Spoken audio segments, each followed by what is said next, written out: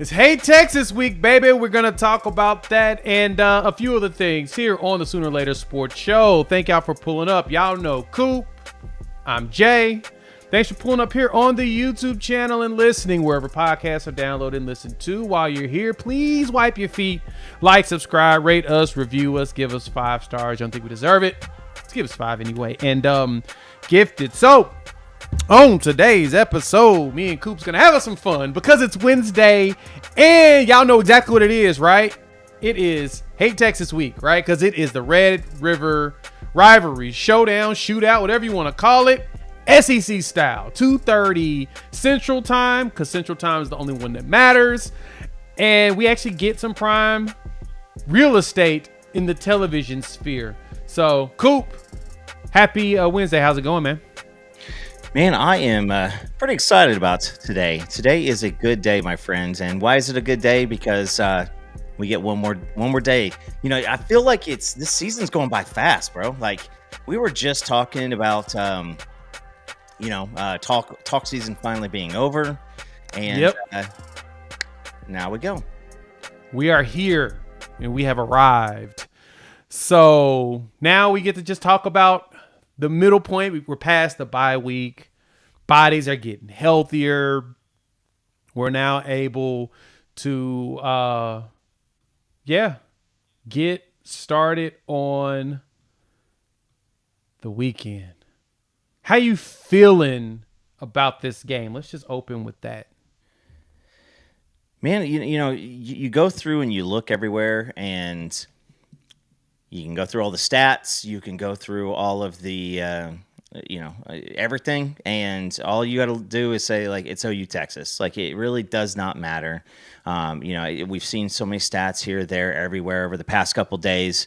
And but it's these two teams get out there to play. And that's it sounds completely ridiculous, but that's where the game's decided. It's not decided by the previous 5 games or the games after this. It's show up, showdown, and it's just different than anything else anywhere else. I know that there's always been the big thing. Is it Michigan, Ohio State? Is that the biggest rivalry? Is it the University of Georgia versus the State Highway Patrolmen? That's a different rivalry. Or Alabama, Auburn, and OU Texas is just different. It is, and that's the fun part about it, right? I've talked to a few Texas folks about it, and I said, "Hey,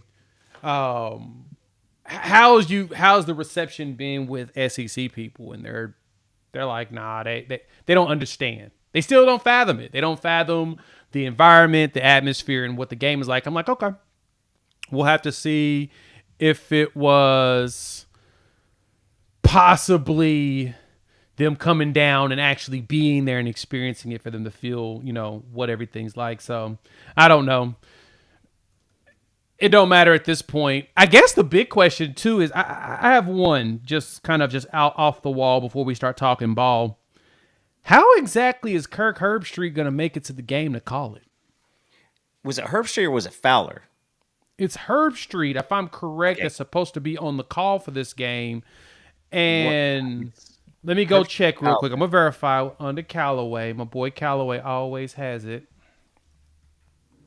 Josh Callaway, there he is. Gosh, dog it. I'm getting Call of Duty instead. Shout out to Kyler Murray, who got that nice little endorsement deal with him. Got that endorsement deal because everybody was, trolling him, and now he got a bag out of it. Shout out to him. Okay, Fowler is play-by-play. Herbstreit's the analyst with Holly Rowe and Laura Rutledge, which I love. Laura Rutledge, she's dope. I actually like Holly too. A lot of people don't like Holly. I actually enjoy Holly, but it's kind of fascinating. Coop, how the hell is Herbstreit going to make it? Anything going to be at Oregon, Ohio State for game day? Yeah, that's the game day, and then you got to book it.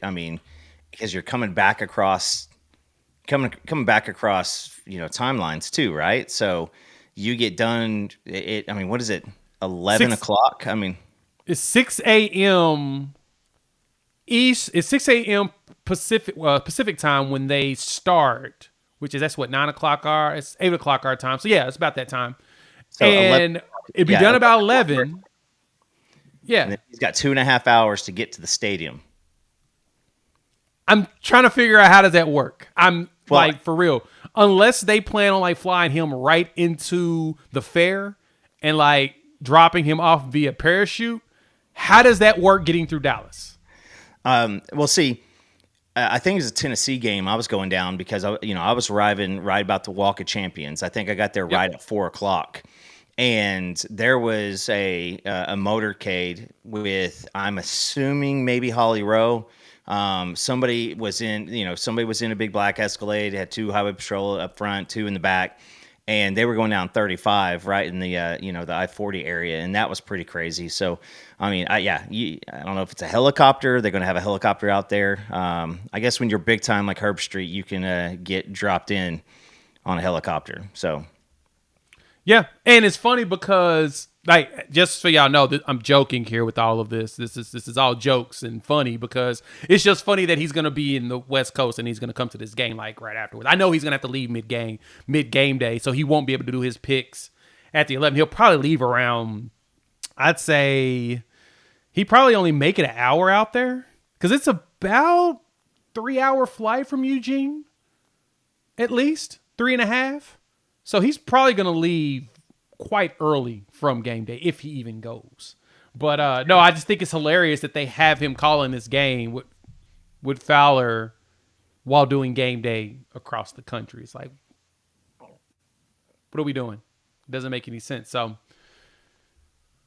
yeah. Anyway, it is OU Texas weekend, man. I'm excited for the game to be here finally. Right, everybody.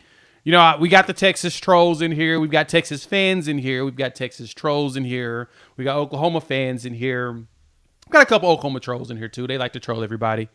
So, I'm curious, though, Coop, going into this one, Quinn's going to start.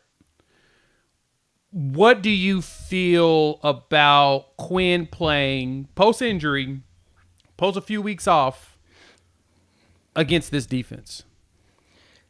Man, first I want to give a shout out. First of all, Gabe and Teddy had Fozzie Whitaker, ex Texas running back on. Yeah, he's gone on every year, hasn't he?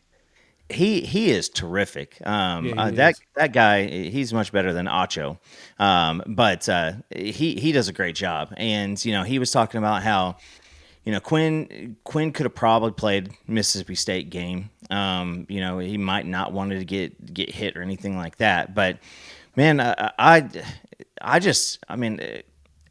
Quinn's been around for quite a long time now. He knows this offense, pretty dadgum well.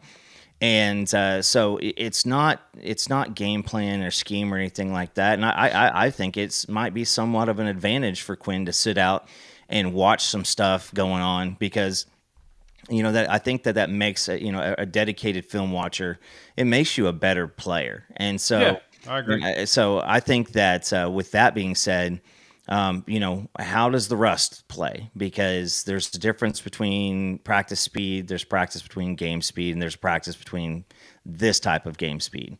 And so, how do you kind of get him into a little bit of a rhythm early on? Sarkisian, he is great offensively. He can give you so many different looks, and they talked about it on Oklahoma Breakdown with a lot of that that trip set. And so, I mean, I think that you want to get them into a little bit of flow. So is it throwing some throwing out wide, throwing out to some of the receivers, getting this tight end screens. They're a really, really good screen team. So I think that's a way that you can get in. Now that being said, having rust and coming in and experiencing some setbacks early, that's hard to overcome because now you're thinking everything through way more than you should. So it's going to be a key to the game is how does that take? Also, Quinn is a competitor, and Jay, he's going to take off if he gets the opportunity. Yes, and if he's going to lay it all out there. Yeah, if that abdomen, that midsection is still tender at all, you're going to see him, maybe not take the, as many yards as possible and maybe take a slide a little bit earlier. So does that come into a play? But it's any football player says, after an injury, all you need to do is get out there and get that first hit, and then you're kind of ready to roll from that point. All you need is one quick hit, and that gets you 100% going. All right. Yep. I know the energy is going to be I'm so sad I'm going to miss it. I'll unfortunately have to work this weekend, fly out Friday night, and I'll be watching it with a whole bunch of people on Saturday. Well, now, timeout for everybody on the stream. Jay's entertaining folks in a little place we have to call Las Vegas. Yeah, so I'll be at the sports book the entire time. What's funny, it's because it's a big convention that we throw every year. We'll have people from all over the country. So there's a couple of guys that will have their clients watching. I've been told about watching the Tennessee game. Some folks that'll be watching the Oregon-Ohio State game. And so I'll just be jumping around from area to area watching the games with everybody at the books. But we've got to talk about this injury report. We're not going to talk about me. Y'all don't worry about me, what I'm doing. Just know that I ain't going to be able to be here to enjoy it like Coop is. We're going to talk about this injury report. But first, word from the sponsor. Shout out to Prize Picks for sponsoring this video. Prize Picks is the most fun I've had playing daily fantasy sports this football season. All you have to do is select 2 or more players, pick more or less on their projected stats, place your entry, and they're hooking you all up. Sign up with the code UNFAIR, and they will give you $50 instantly when you place your first $5 lineup. You don't even have to win in that lineup. You receive the $50 bonus because it's guaranteed. And so I tried out this past weekend with Cam Ward, took him at 300 plus passing yards, took the more. And then I looked at Dylan Gabriel, who was like 282.5. I took more on that too. I didn't hit on Dylan, but Cam Ward did come through with over 400 yards passing. And so you can do that too. Prize Picks makes it very simple to play. All I got to do is make my picks, submit my entry in less than 60 seconds, and boom, we're in. And y'all know I do stuff last minute. And they also have weekly promotions like Taco Tuesday, where, they hook you up with like a 25% discount on some of the player projections, which gets you even more value. So you got to check them out, especially with the next set of professional seasons coming up. So check them out. Go to prizepicks.com and use code UNFAIR to receive a guaranteed $50 once you play your first $5 lineup. Again, check out Prize Picks. PrizePicks.com. Use promo code UNFAIR to get that bonus. Prize Picks. Daily fantasy sports made easy. So, Coop, we got some nice news going into this game. Thank y'all for pulling up. Of course, the wide receiver room is still a little, meh. Standard 4 guys are out. Gentry Williams out. I don't expect to see Gentry this season, unfortunately. I think when he fell on that shoulder that second time, he's going to have to probably have something else cleaned up there. But we don't see Taylor Tatum, Deshaun McCullough, or Tyler Keltner on this list. How you feeling about that? I mean, the weapons are the ones that you want. The Deshaun McCullough, that's just something bonus. Pretty excited with him to be able to come in and to finally get some play time. He had the issue with the foot, and so now that's been a tough deal for him because he's been wanting to get out there. Keltner, now you've got the 2 kicker situation, so you feel good about that because this is a game to where you're going to need to pretty much be blemish free on special teams. And but you get a weapon in there with Taylor Tatum, and so there's been some funky reportings around about Taylor Tatum, and so I always just ask people, hey man, if you hear something about OU player injuries on TV or radio, hit it up the old Twitter. Your familiar friends to go ask questions to, and wait until you hear something about that. Especially right before the injury report comes out. It's kind of a silly thing. So, but that being said, Taylor Tatum's a big piece because I think that he gets some pretty good chemistry with Hawkins, and he adds another piece that you got to kind of pay attention to. It reignites that 2-back set that you can go use. So, no receivers, guys. I'm just going to say this is, I don't expect to see Deion Burks this week. So probable, doubtful, questionable, alphabetical, whatever is whatever on the injury report. I just don't expect to see him. Yeah, right now I don't either. It kind of saddens me too. I was really hoping to get Gentry back out there, but it's going to be fine. I think this defense is up there at the top tier, and it's going to be tough. Both these coaches are tacticians in their role, and they of course always give each other praise. So I'm sensing that it's going to be big, right? We expect to see some Jacoby Johnson hurt that they've got some things ready for him to be able to get out there. So him and Taylor Tatum, it's going to be the youth movement for us. Now we do need is for the young players to execute. But I got a question here. I like this from T Boomer. This is actually a good one.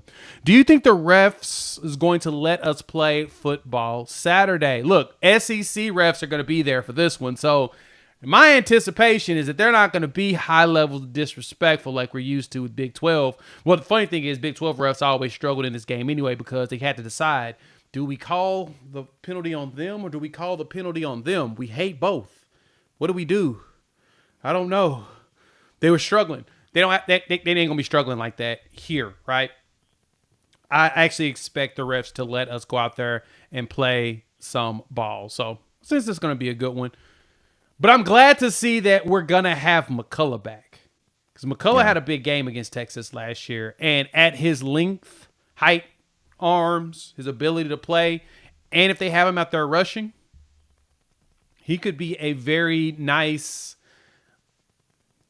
wrinkle added to what this defense is going to do. I think Zach Alley's going to have some stuff dialed up with him and BV as they really try to make sure they get into the head of these players. Because the big thing for me is when it comes to Quinn and that injury is once he gets hit once, he's going to be thinking about it. Because we don't love tap. We try to level. And we've seen that this entire season. I mean, we saw the pressure we put on Nico. If we would have capitalized on that, we'd be undefeated, but we won't go there right now. But I do see bright lights in big games from Tatum as well as Hawkins together. Because I don't know if Texas knows what we're going to do in this game. I think that's the one thing that's kind of different in this. It's everyone's, looking at how putrid our offense has been overall. Sure, we looked better against Auburn. We've gotten better week over week, as you've mentioned before, which I really, really, really appreciate. But does anybody even know what we're going to do on offense, really? Like, legitimately? To be honest, no. It's that stuff under lock and key. They got a little scouting. If anything, I talked to my guy Jonathan Davis over at Locked on Longhorns. We did a crossover show that's going to premiere tomorrow. And his idea is for them to treat Hawkins like he's Jalen Milroe. Kind of a fascinating thought if you really think about it. I mean, that's one guy has, done a lot of cooking, and one guy just found out where his apron is in the kitchen, per se. So, true. But yeah, I mean, they've got good playmakers. I mean, you don't want to take anything away from what Texas has done defensively yet at this point. I don't think that there's been. They haven't faced an offense that has had any similarity to the word good yet.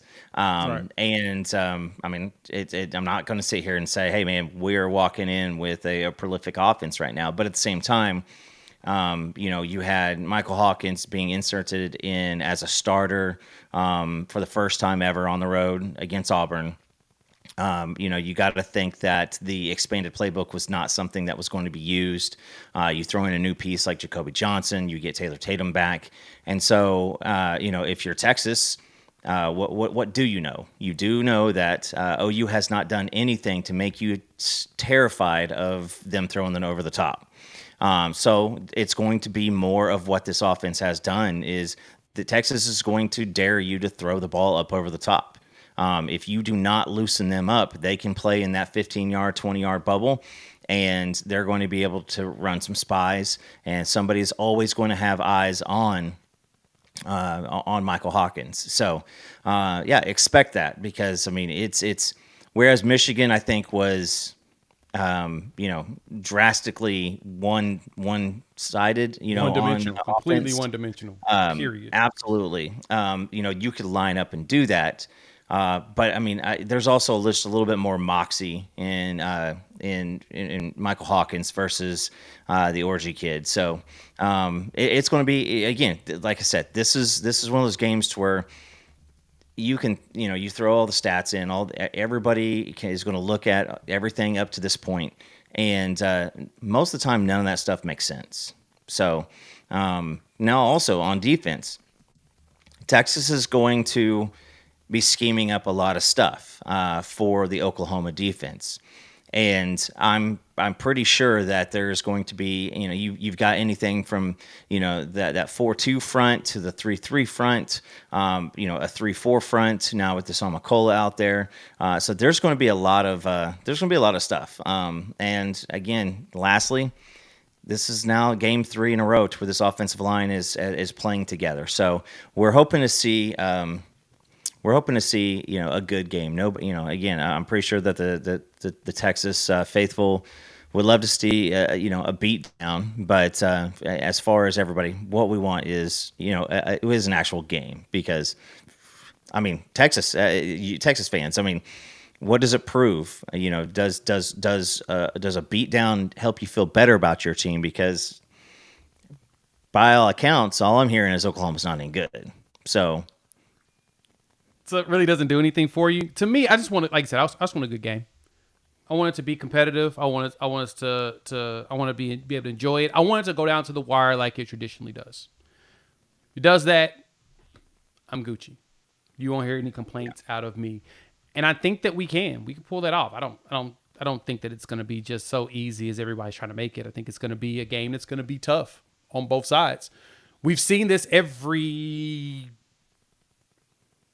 single time we play each other, for the most part, right? It's usually something that's going to be a dogfight.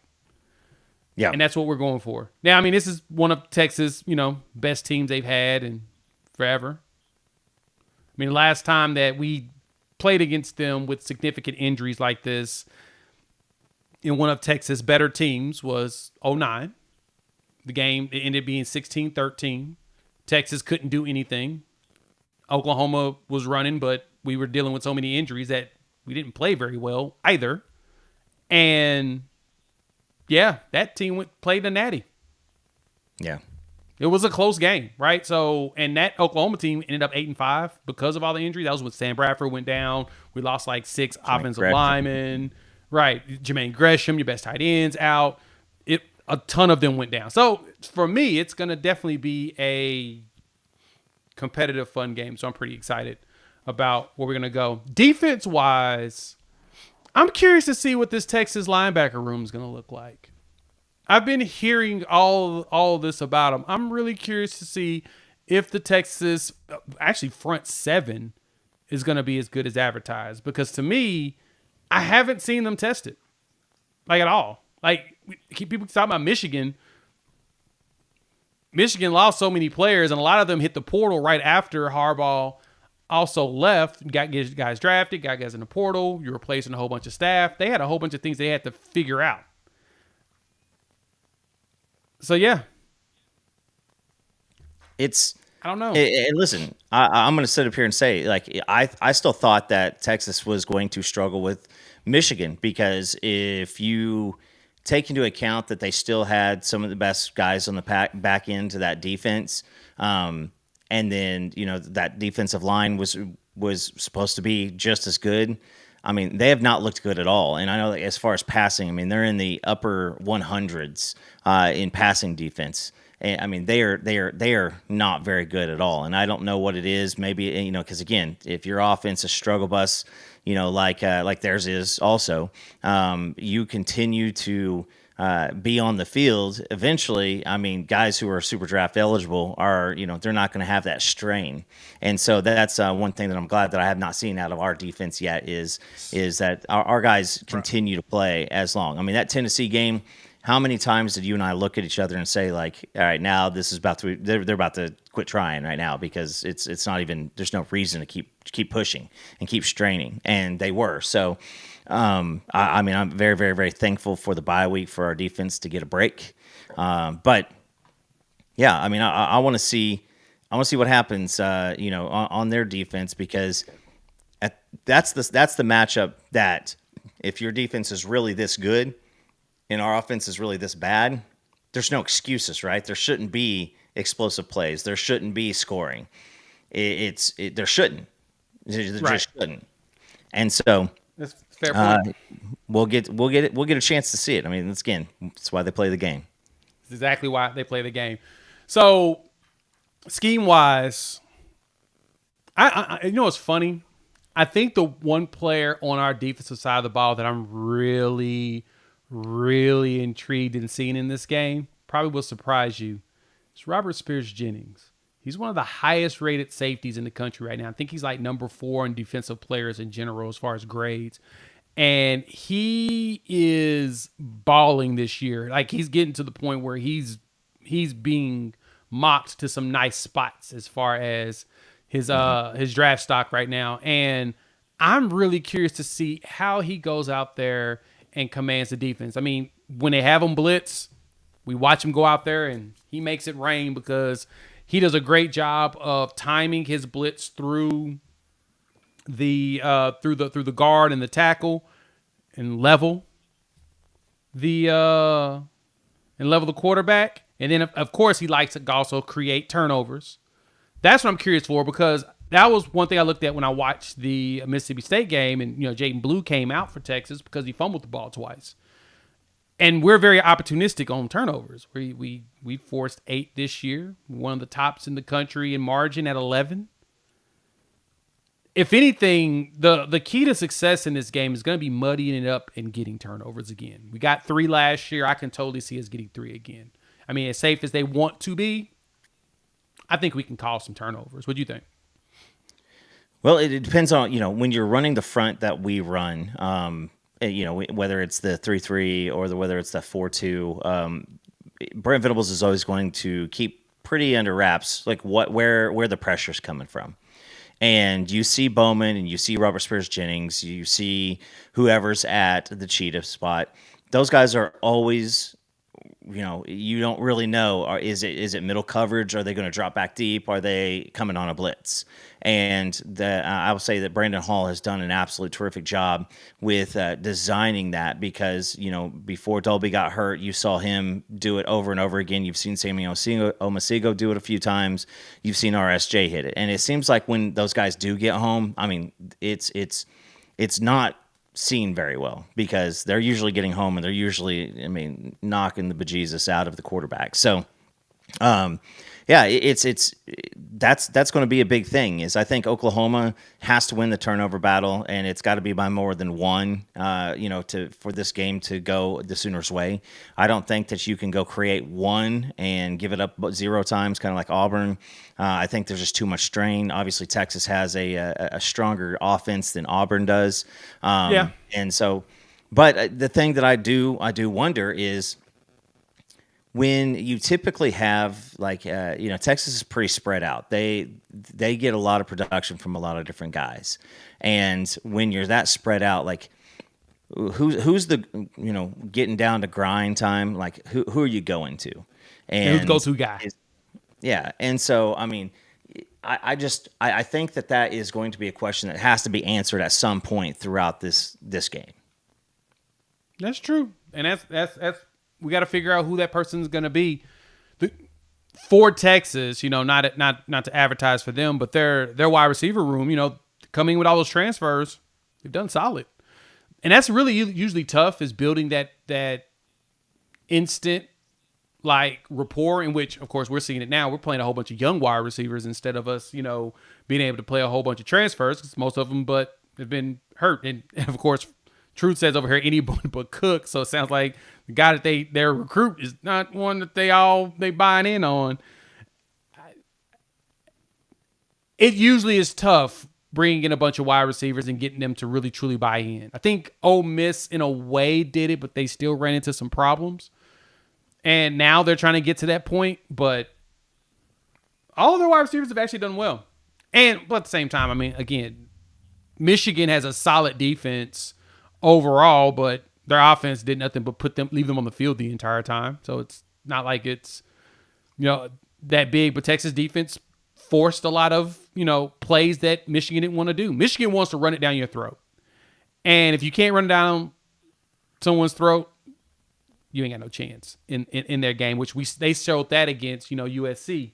You have to be very careful with the ball. And the question is how careful can Texas be in this game against us when our entire goal is to force a mistake and get a turnover? I think we have opportunities there for that, especially once you start looking at who each have played in comparison, right? And, I will say this also, the tight end is going to play a big role for Texas this year too. Last year you saw Jatavian Sanders, he was a little dinged up. Billy rocked him at the goal line, and he really wasn't the same after that. They've is it Gunnar Helm? He was really, really big in that Michigan game, if I'm not mistaken. I think he was the leading wide receiver for them in that game. And so, the one that I really, really like is the freshman Moore. He's a guy who looks like he's going to be a problem down the road. He's been putting up some production. I think one of the last couple games he had 2 touchdowns in the game. So he's one that you want to see. I think that when Quinn went down, I think the very next play Arch hit him, and he made himself a runner and got into the end zone. And I think he may have had another one later in the game, but they've got it all over the place. I mean, they've got weapons to use. I think that is it Golden or Bolden and Isaiah Bond. Those guys are all. Mm-hmm. They're all going to be equal opportunity guys that you're going to try to get the ball to. And so, we've seen some of the outside throws against Oklahoma hasn't done very, very well. And more often than not, there have been negative plays versus, successful plays. So how does Sark scheme up that without, making sure that you have adequate blocking, making sure that you do it in a spot to where the box favors you. That's going to be some of the RPO stuff, because that's going to be a game that the Oklahoma defense has to play very, very well, is the RPO stuff. So who's the player you think for us that needs to really show out? Who's the one that's got to jump out in this game for us to see some success? Man, I'm going to continue to say, it's going to be, I can't say one guy, because I'm going to have to say the linebacker core. It's going to have to be the linebackers, whatever rotation that you have out there, because I think that with the RPO stuff, you cannot bite too hard and then leave a decent 15, 20-yard gap between the safety and yourself. You saw it in one of the first plays of the game last year. Jaron Kanik was the leading tackler for our team last year in the Texas game. And that first series, they try to run a slant. Jaron dropped right where he was supposed to. Quinn double clutches, and when he double clutches, Gentry jumps the route. And I think that that's going to have to be the situation for the linebackers, is they're going to have to be very, very disciplined with their eyes to make sure that they are not overrunning stuff. If you can give any critique to the linebackers, it's been they've left yards on the field when they've gotten in the backfield, and instead of a 3 or 4 yard loss, it's a gain of nothing. Which those types of things can really, really turn the tide of an offensive play calling scheme, because 2nd and 14 is a little bit more of a tough task than your 2nd and 10 or 2nd and 9, which is just obviously remedial football. But those guys are going to need to, when they do have the opportunity to get through and make a tackle, make it. This team has done really, really great in gang tackling, and it has to be top notch on Saturday. Yeah, it's gonna be, the tackling is gonna be critical, and I expect them to actually take this seriously. I think that's my favorite part about it. Right, this defense cares about how they perform in this game. This defense really has shown that it's of importance.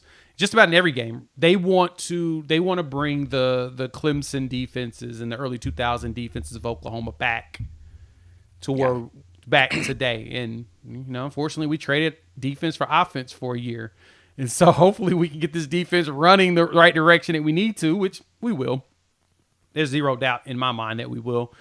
But it's good to see that we have a defense that we can actually lean on and not just get destroyed every game because we struggle on offense. But I think this one's going to be the one where we have a breakout. Again, Hawkins has shown week-over-week improvements. The line is now healthy. That's what we also saw on that list. The only one on that list now is Gary and Hatchett, and he's done for the year anyway because we knew he had shoulder surgery. Yeah. Everybody else is back. It feels good. It feels real good. It's to be able to say we're not rotating centers. We're not going through 4 centers anymore. Coop. How does that feel? I mean, it feels great because you also have a couple key reserves, and you're still waiting for some of these younger kids who've been in now the system, for a couple months. Guys like EPL or Isaiah Autry, these guys have been looking for their time to go, but it's hard to rotate a guy in and get him some play with some guys who know what they're doing if you are on your 13th, line assortment. And so, it's going to be, there's still, the things that we're going to want to see on the offensive line is how is Hickman's ankle? Is it up to par? Like, is he clear and healthy now? Jake Taylor was still, lumbering quite a bit, against Auburn. And so, that's hopefully now you've got this, and you got a lot of guys who are going to be at the game. I know that I'm probably going to be meeting up with a couple of the recruits, who are out and about, walking around, offensive line guys, and so I'm pretty excited to kind of hear what their thoughts are because now, like I said, this is 3 weeks in a row that you're playing with the same starting offensive line. So have they learned something together? Have they learned to communicate a little bit more by going on the road and playing on the road during in Auburn? Pretty hostile environment. Yeah. Yeah, no, you're right. What lessons have you pulled from playing in a stadium with 80-something thousand fans, with at least, we'll say, just to be on the conservative side, and the number 75,000 of them are anti-Oklahoma, which is kind of funny. When I was there, you could tell that the Auburn fans had basically quit on their team because really lower bowl tickets were like $60 a pop.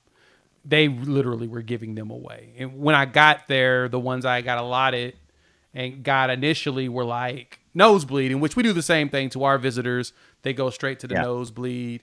And I was like, no, I ain't sitting up here. No, can't do it. So I went on SeatGeek, looked at it. I'm like, oh, wow.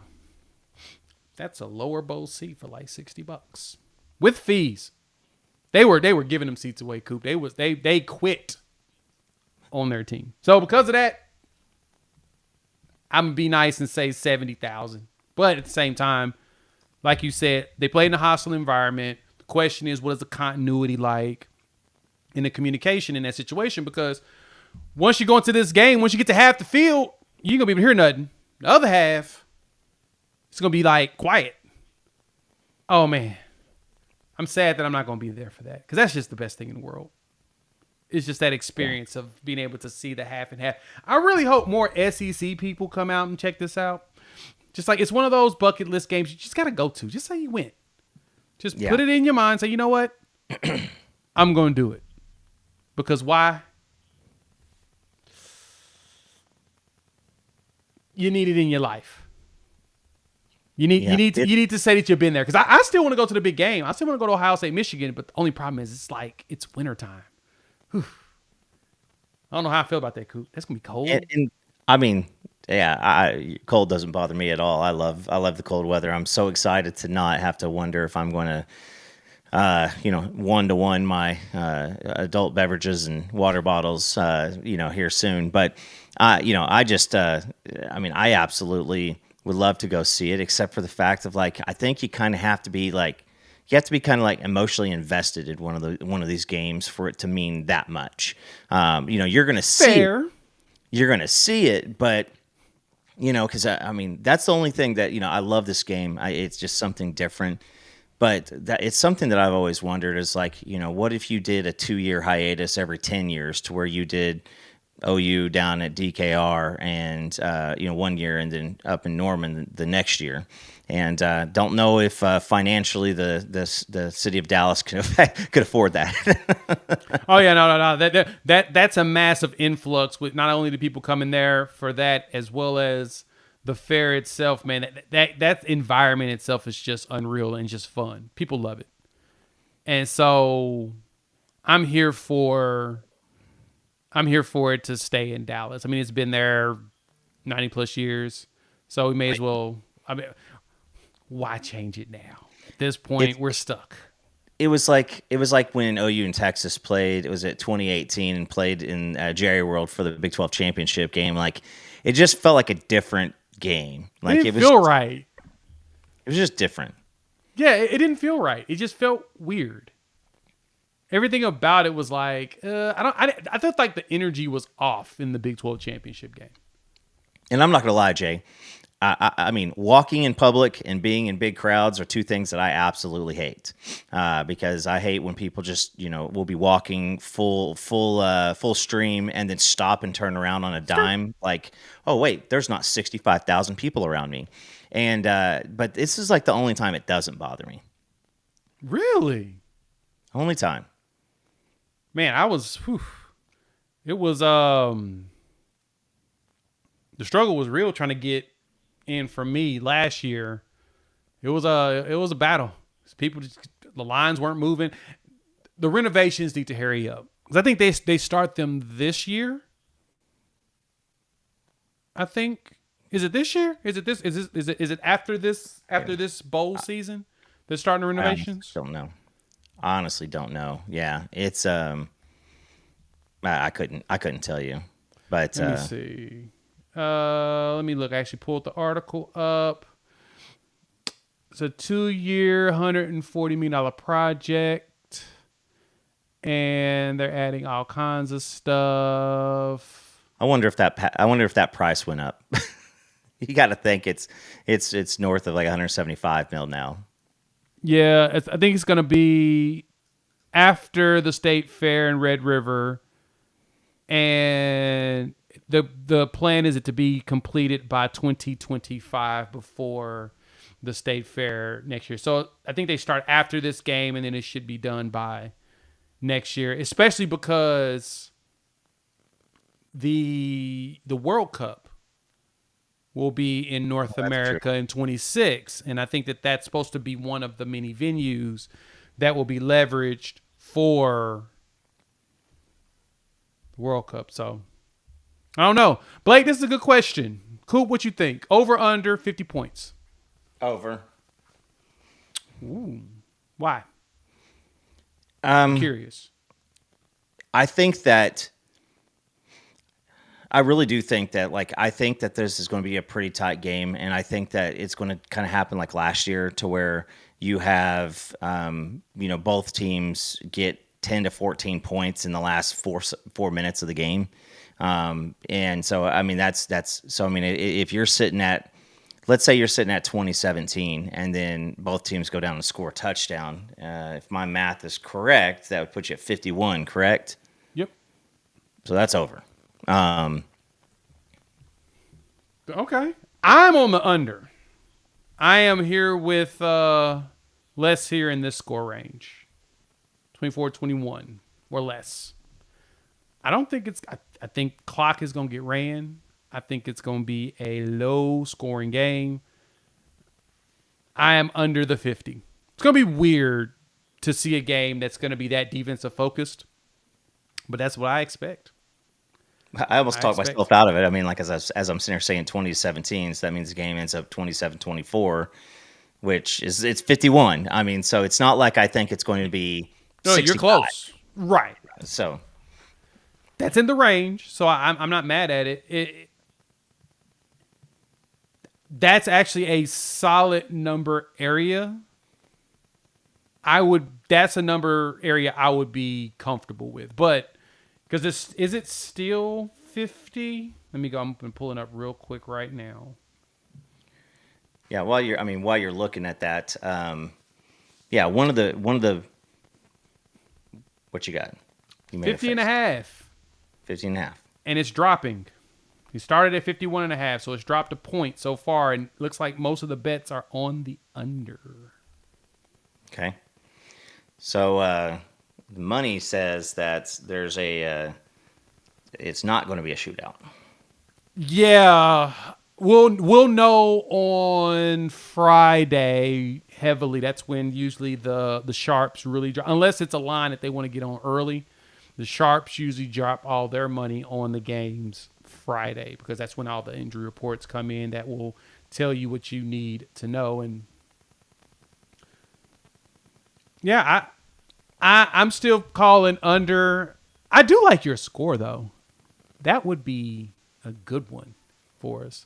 I think if anything, the biggest thing next is in order to get into that score range, not only does the run game have to be established, I just think that Michael Hawkins needs to take advantage of the short pass. Very much. Very much. He's going to go deep. We know there's going to be some deep passes in there. We know there's going to be some of that. The most important thing, though, is get those passes underneath and keep moving the chains. If we can pull it like a Vanderbilt did where they literally just ran the clock down nonstop. Yeah. I mean, what you have to do is if you say the offense, I mean, you can't get into a time of possession war to where it's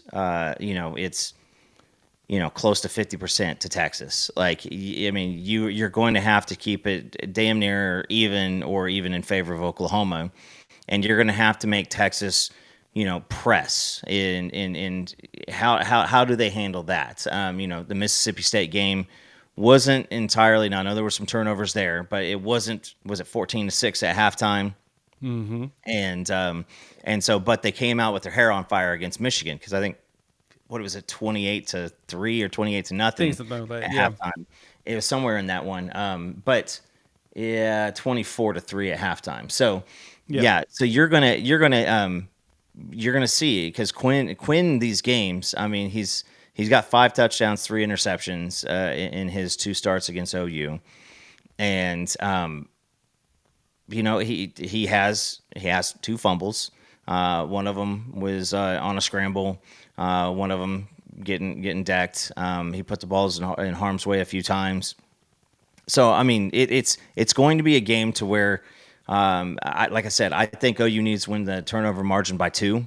I think that when you do win the turnover, you have to do something with it. That's one of the toughest things. Is I was going back and counting possessions and how many possessions OU has played on defense through the first 5 games, and if you do not give the pick 6 that Jackson Arnold threw to the defense is giving up just over a point per possession. So if you give Texas 12 possessions, it's 12 points. It's true. Like that's but again, that's nerd mathery, but you're gonna have to do that, and it is when if you need to kick a field goal, you got to hit them. You can't be taking a 40-yard field goal, missing it, and then letting Texas have the ball near midfield right away because now all of a sudden they've got some momentum and they want to go with it. And I know I texted this to you earlier, but the experience of their offensive line allows them to run a lot of different run schemes and a lot of different pass schemes. They're familiar with a lot of different things, and I believe that if you let them get comfortable with multiple different things, that's when they're the most dangerous. So it's got to be. You asked me my difference maker on defense is the linebackers. I think the defensive line is going to continue to do what they've been doing this entire year. Fozzie said he was excited to see our Mason Thomas out there. But I think those defensive tackles are going to be the ones. Do you allow the linebackers to get through and be free to do what they want to do? And that's what the defensive line has done this entire year. And that also means that the defensive ends, whether it's Woolard, Downs, or Mason, these guys are going to have to continue to play the edge and keep the edge set. And when it's time to crash. When it's time to stay wide, because there will be a lot of motion. And whether you play it on the video game or watch in real life, Texas is really, really good at putting somebody in motion. Just sometimes eye candy, sometimes for a purpose. Yeah, that's true. And that's what Sarkisian does. He likes to have players moving around on a regular basis, which is why he's been so good as, an offensive mind in college football. So, yeah, no, that's going to be that's going to be interesting. All right, what's your final predictions, score? We'll give that. We'll wrap up a little early. I said 27-24. I think I'm staying with that one right now. I think the guys do it. I really do think that you're going to see a couple of. I think you need at least 3 drives of 50 yards plus. Unassisted by the offense. They need to be able to do that, and I would love to see a pick six or a scoop and score type of a situation for the defense. That would help out too. But here's what I think is with Tatum playing, and you've got some more time with the wide receivers, you've got more capabilities. Nobody's going to be an 8-catch guy, on the day. And the moment that you get guys stretching left and right and over pursuing, I think that with some of your zone insert and some of your counter plays, you can run the ball effectively. Does an OU back get to 100 yards? I don't think so. I think Hawkins can get close to it. But I think the magic number for Oklahoma is they need to run for at least 160 yards to make this game winnable. Yeah, no, I agree with you there. I'm still in the 24-20 range, low scoring, lots of defense, a turnover here and there in critical spots. That's going to help to propel it. I'm thinking that I don't think that our offense is going to have a problem driving the field in this game. A lot of people do believe that. I don't. There's been a few questions in here going to pop up. So Boom Time asks, so you think it'd be the same type of plays being called on offense, or does Seth bring something completely different? Me personally, I think it's going to be different. I don't think it's going to be the same look that we've been seeing this entire time. What about you? Yeah, it's the exact I think when you have in Benji, you asked, when did the RPO get such a bad rap? RPO works when you see something, you pop up, and you make a decision. If it's never the right decision, then the RPO is just a cluster of people stumbling around. And so, yeah, I think that's Man, I'll go with this. I think that Luttrell got more of his game plan in this past 2 weeks. I think that you get a chance just to sit there, work with Hawkins. He can take it. He understands the terminologies, and his dad is no slouch. Mike Sr. was a he was an NFL player, and he's been around a lot of offense, and he pays attention to that stuff. So I promise you that going in there for him, this is very going to be a very, very big deal for Michael Hawkins to walk in there with some of the opportunity that he has in front of him. That's a good point. Blake asks, with some of the struggles we have passing, do you think a designed heavy package would help to keep possession time? No. I think it'll be a combination of quick passes. We're going to go deep like we did against Auburn. I know there'll be packages with Tatum as well as with Jacoby Johnson. I expect to see some of him. So it'll be a lot of stuff that we haven't really seen before. I sense that they're gonna get not only creative but not cute with it. You know what I mean? Like they're gonna get creative with the plays, creative with the movement.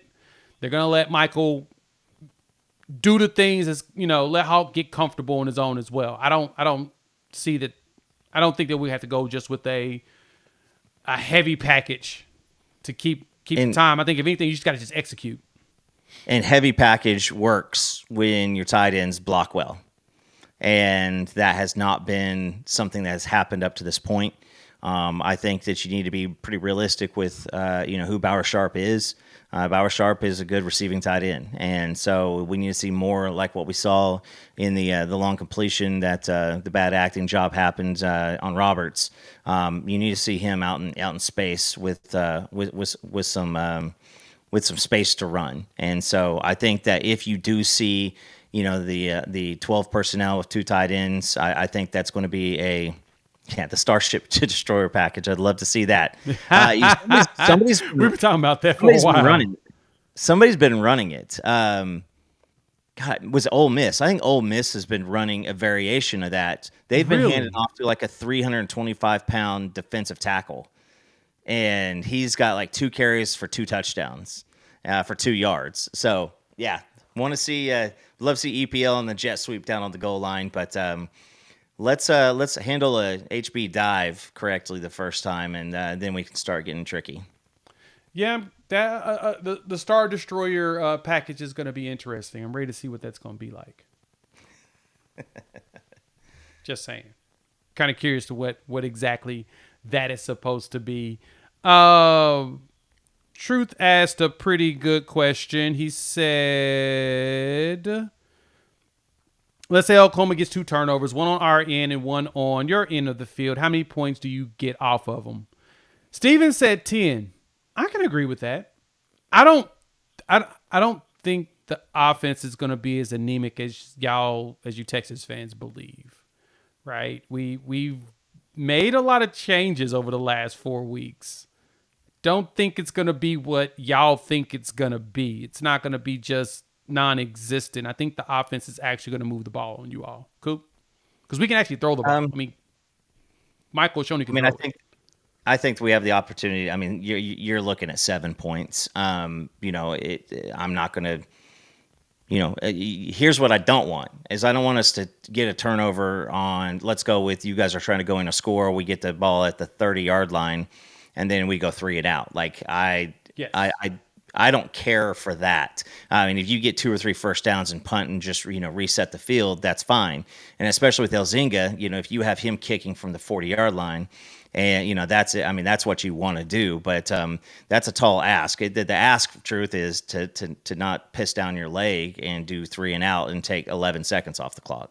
Yes, the goal is to keep the clock running, and that's my expectation when it comes to us getting the ball off a turnover is running through the clock. And the good thing is, again, it should be a different look in comparison to what we had before. So, yeah, we'll see what happens. All right, I'm out. I got to get up early in the morning. Appreciate y'all pulling up. Shout out to Prize Picks. Thank you for sponsoring the show. You can check it out. Link in the description below. Use our code UNFAIR and you will get $50 instantly on your first $5 lineup. For Coop, it's Jay. We will chop it up with all of you after Red River. Peace.